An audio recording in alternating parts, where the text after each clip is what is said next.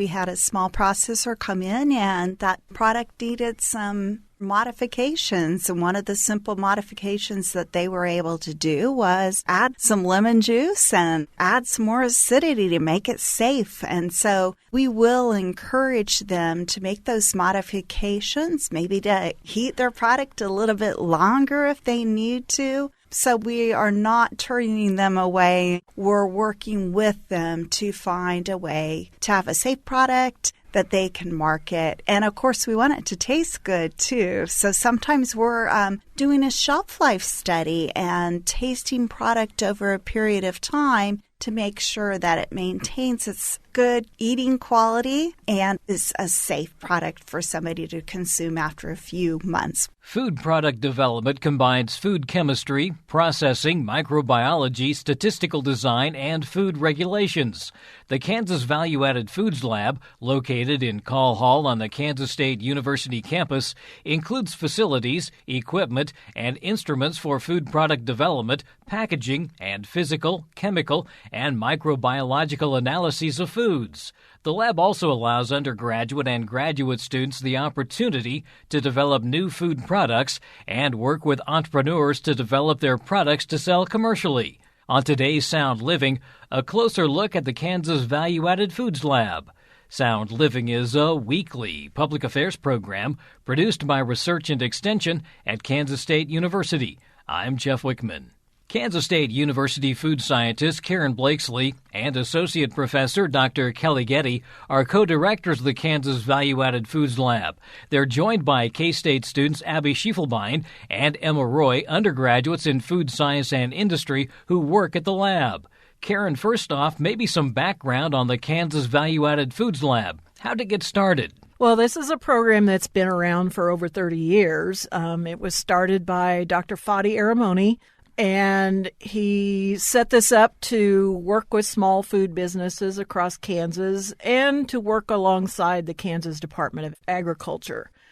We've been able to receive some funding from them over the years, so it really is a benefit to Kansans because it's your tax dollars at work. And with that funding that we get from them, we're able to reduce our costs that we do still charge for the services that we provide, but it's at a much lower cost than if you would go to a commercial laboratory and have them do the same type of work. So we're here to work with small Kansas food businesses. If you're selling at a farmer's market or you're wanting to get a business going, even to full-fledged food processing businesses that are around the state, we're here to help you guys. Dr. Getty is one of the co-directors. What are maybe some of the primary roles that you play within the lab? I actually serve as a process authority. It seems like a big word, but the main thing we're wanting to do is look at how those small processors are making their food products and are they heating them at the right temperatures. But basically, we want to assure that they have a safe product that they're selling to consumers throughout the state of Kansas.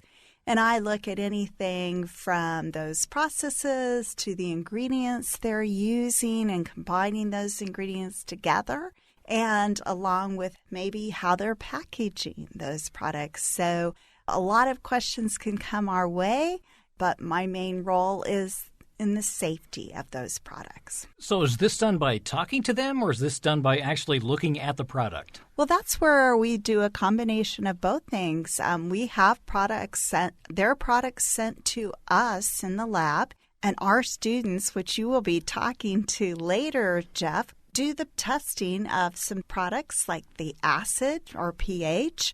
And actually, they'll be also looking at the salt content because we can provide a nutrition facts panel to them.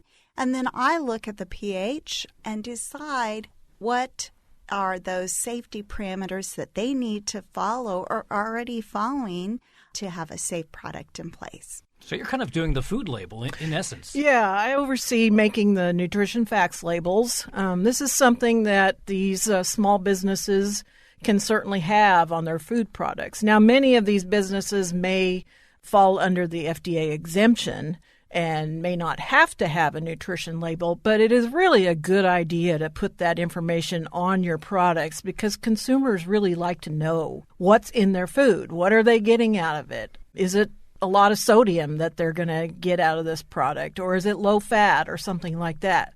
And to provide the ingredient statement so they know what the ingredients are that are in the product. And it also will indicate if there's any food allergens that are required to be labeled according to the FDA regulations. So, we work with the regulations, not just the FDA, but also the Kansas Department of Ag regulations too, so that everybody's complying with those things, because we certainly don't want to get anybody in trouble. If something within the product is not working, are you able then to offer suggestions or alternatives? That's exactly what we will do. So we will ask them, for instance, we had a small processor come in and that product needed some modifications. And one of the simple modifications that they were able to do was add some lemon juice and add some more acidity to make it safe. And so we will encourage them to make those modifications, maybe to heat their product a little bit longer if they need to. So we are not turning them away. We're working with them to find a way to have a safe product that they can market. And, of course, we want it to taste good, too. So sometimes we're doing a shelf life study and tasting product over a period of time to make sure that it maintains its good eating quality and is a safe product for somebody to consume after a few months. This is not exactly then just a quick turnaround in most cases. This takes time. Yes, it does take time, and it can take a couple weeks, even 4 or 5 weeks, depending on what needs to be done, especially if we need to do a shelf life study. That's going to take extra time.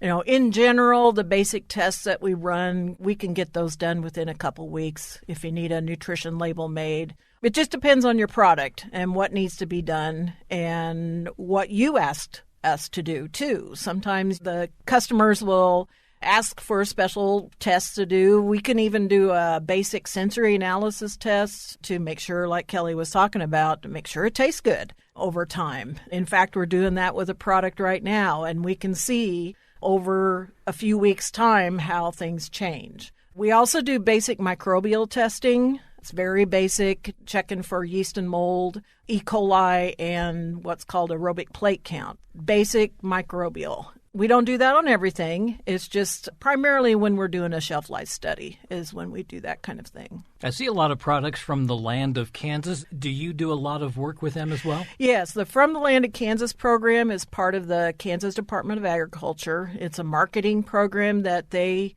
have, and small food processors or even non-food processors can apply to be a member of that program. It's a $50 fee. And with that, you get a lot of benefits out of it. They can help you market your products. They can help you sell your products. They will basically go to bat for you because they want you to succeed. And one of the benefits from us is if you're a member of the From the Land of Kansas program, we will give you a 30% discount on the prices that we charge. So it can be a monetary benefit to you if you so choose. And let them help you. That's what they're for. They're really good at it, too. Do you also do anything with meat, or is this just all veggies? What we do is handle any kind of food products that are regulated by the Food and Drug Administration, the FDA. But we do have the other side of the industry with the meat products that are regulated by the USDA. And Dr. Liz Boyle, one of our meat science specialists, she handles working with small meat processors. So if you've got a sausage product or a jerky type product, she can really help you make sure you comply with the USDA regulations and get your product made safely. Another benefit is a lot of students are also learning through this process as well, and we're going to talk to a couple of those students. All right. Abby, first off, maybe just talk about your major and why food science. So I chose food science because my mom is also a food scientist, so I was very, just exposed to it as a child. And then I grew up in 4-H and FFA, and so one of the first things I learned about was the Food and Nutrition Project growing up in 4-H, where you just explore the area of food. And then when I got into high school, I joined the food science CDE team for FFA, in which case it kind of encompasses the whole food science industry by you're given a scenario in which you have to match what you were going to make as a commercial product, and then you explain to the judges with a nutritional fact panel with a process flow diagram and what steps would be considered HACCP, and just go through all the major steps of going into the food industry. And that kind of just really sparked my interest and love of food science. So after that, I was like, yep, that's what I'm doing. I don't know what everyone else is doing, but I'm doing food science. Did you have that same passion? Actually, I did. Back in high school, what got me started with food science was FFA. And I was on the CDE team, too, and I went to state, and I just got a lot of experience in the food science industry just in that way and getting hands-on experience, which really got me excited and more interested about it. And so I did more research, and that's what brought me here. So, Emma, what is it then that you get to do within the lab? We do a lot of testing for different products, like we do sodium testing and things like that, and then we use that information to create nutrition fact panels and process authority letters, which are really exciting. It's just to help small businesses. It's really awesome. What's your favorite thing to do? Oh, my favorite part of the lab is definitely the basic product testing. So you get in a product, and then all of a sudden you get to run a million different tests, so from pH, water activity, the sodium, the sugar, and it just really gives you a good idea of what's actually going on in the food, and I find that just to be extremely interesting. Abby, in terms of the work itself, what are some of the things that you're finding to be real beneficial, especially as a student at K-State? Well, just running the tests in general, a lot of times you get exposure to these types of tests like pH and water activity maybe once or twice during a lab, but being that I get to work here at the Kansas Value Added Foods Lab, I get to do this every day and see how it changes from different products. So like knowing the pH is going to change from lemon juice to a barbecue sauce and knowing why that change happens and how that affects the safety of the food just really helps benefit like a better understanding of what's going on. Do you find that as well? Yeah, and I also really enjoy the fact that how we can learn from all the different classes and things and apply it in the lab. So while doing the testing, we learn all about it and the safety aspects and things like that, but we get to actually apply it, our knowledge and stuff, while creating and doing the basic product testing. The interaction with Karen and Dr. Getty, is that also helpful? Oh yeah. If it wasn't for them, we would struggle for sure. We've learned so much from them, and we're very thankful that they work with us. And they're also just super, super open about just going in when you have a question and being like, hey, I don't necessarily understand why we did this. They're very good at explaining the why behind it so that we actually are gaining that knowledge as well. You've got a lot of questions. They've got the answers. Yeah. Yes.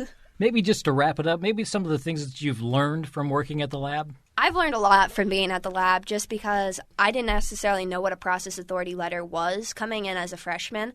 And so I learned all about that, as well as just what makes up safety in a food product. So knowing how we can control the safety from the pH or how we can control it with water activity, and just really getting that in-depth of how to get a product to market. Yeah, same with that. Also, we learn about a lot of, the detailed things. There is a lot about food science, and there's a lot of little details that you can't miss that are, really important, but you wouldn't ever know about it unless you get the hands-on experience. Just the pH and all the information that goes in the process authority letters. It's just really awesome having to, learn all the details and all the things with the FDA. Do you also feel like you're learning a lot about business, too? Oh, absolutely. One of our tasks is actually responding to the emails and answering the phone calls that come in from customers. So you do learn how to answer the questions in the most clear and concise ways, as well as conveying our information in the most precise way. Yeah, and sometimes we'll have to say it in more the different ways, and we have to reword everything and send lots of emails. We have really worked on our customer service. That's Emma Roy, a junior at Kansas State University, majoring in food science and industry, and a student worker at the Kansas Value Added Foods Lab. Abby Schiefelbein is a senior at K-State, also majoring in food science and industry, and a student worker at the lab. Kansas State University food scientist Karen Blakesley and associate professor Dr. Kelly Getty are co-directors of the lab. For more information, visit ksre.ksu.edu/KVAFL or search online for Kansas Value Added Foods Lab. Sound Living is a weekly public affairs program produced by Research and Extension at Kansas State University. I'm Jeff Wichman, and this is the K-State Radio Network.